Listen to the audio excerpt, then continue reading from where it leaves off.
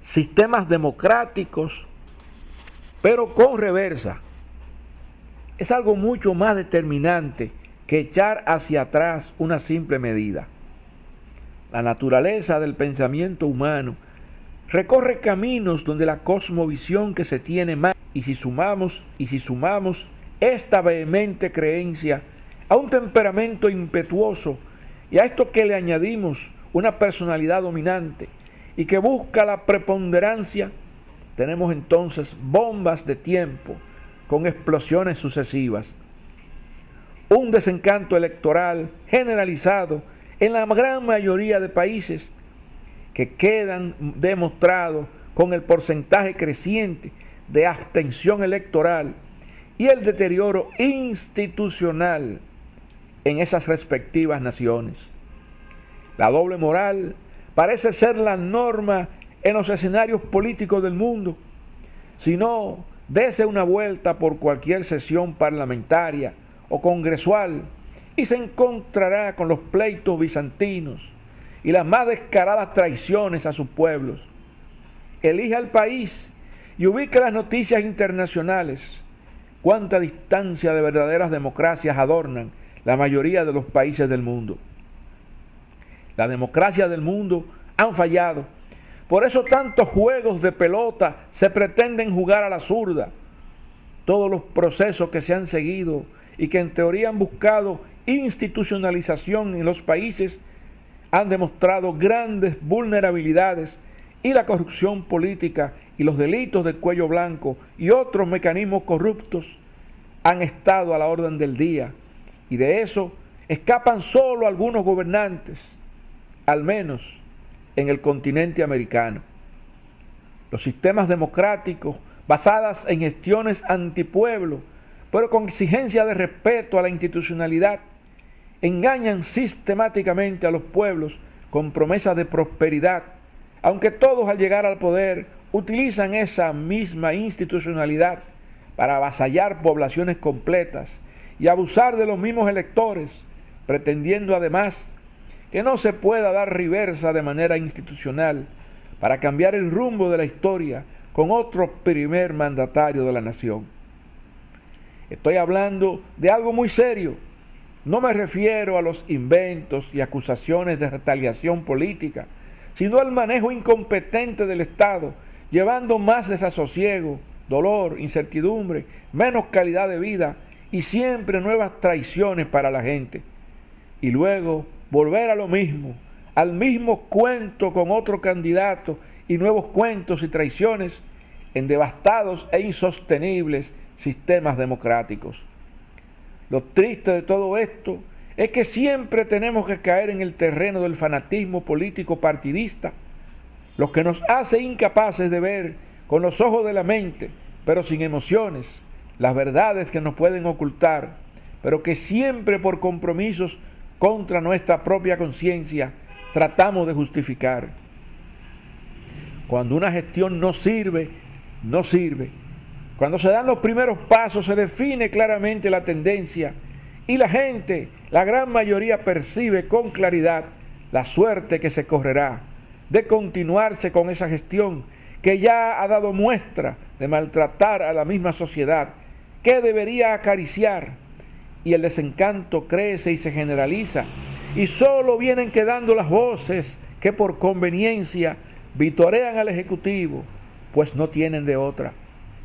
Abusar del poder es algo que parece que los políticos llevan en la sangre, y todo el que se sienta en la silla presidencial entiende que tiene el derecho para ello. Y esto no implica que quien comienza a gobernar tiene que continuar manteniendo el status quo y dejando sin tocar aquellos entuertos que criticó en su campaña electoral. Sin embargo, es muy importante redefinir los sistemas democráticos del mundo. No es posible ganar con una mayoría simple y que muy por encima del 50% de una población haya votado en contra o haya elegido la abstención electoral, y que luego pensemos que estamos gobernando para la mayoría. Podemos quedarnos cerca de la acción en este juego político fracasado que podemos analizar brevemente. y tratemos de situarnos en los mismos resultados electorales que dieron como ganador a Donald Trump en los Estados Unidos, o al presidente Abinader en la nación dominicana, o al presidente de cualquier país supuestamente democrático que se le antoje. ¿Cuántas personas tenían el derecho al voto en los Estados Unidos y cuántas votaron realmente? ¿Cuántos votaron por un presidente y cuántos votaron por la oposición o no votaron? ¿Qué porcentaje de la población no votó o votó en contra del presidente declarado ganador? ¿Con cuál porcentaje real entonces ganó las elecciones? ¿Estaría gobernando para la mayoría o para una parte de los que votaron? ¿Es esto democracia? Y podemos hacer las mismas preguntas para cualquier nación supuestamente democrática de la actualidad. ¿Se puede gobernar así para la mayoría? ¿Es esto democracia? ¿Se puede hablar de legitimidad? Entonces encuentras lo mismo, con la misma proporcionalidad a la población total con derecho a votar, un Congreso Nacional o una Cámara de Representantes o un Parlamento, llámenlo como usted quiera, una ilegitimidad elaborando leyes para gobernar a todo un país que duplica o triplica a la masa votante. Y regresa la pregunta, ¿de qué democracia estamos hablando? ¿Puede la representatividad ser tan minúscula y al mismo tiempo impedir que esas 2/3 partes o 3/4 partes decidan no colaborar y no respetar el ilegítimo orden constitucional? ¿Cómo queda claramente el Estado de Derecho? Me parece que tiene un parecido más a una caricatura, a una foto tomada en una película de ciencia ficción. Pero esas mismas escenas de bajísima representatividad real las encuentras en muchos países, no solo del continente americano. Váyase a Europa, a la Unión Europea, y encontrará que gobiernos de ese tipo tienen un coraje hasta de comprometer los recursos estratégicos de una nación, entrando a formar parte en una guerra.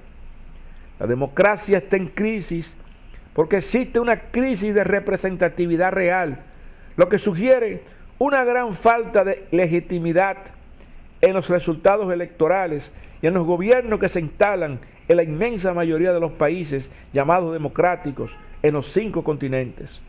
Y encima de esto, sistemas de corrupción perfectamente instalados que solo dejan espacio para la retaliación política, no para la persecución completa de los depredadores del erario.